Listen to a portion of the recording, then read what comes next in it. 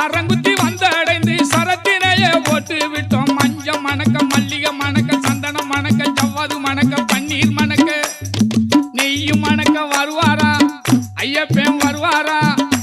அவன் வருவாரா வர மாட்டாரா? அந்த வாவரை கேளுங்க. ஐயப்பன் தருவாரா தர மாட்டாரா? அவன் தயவை கேளுங்க.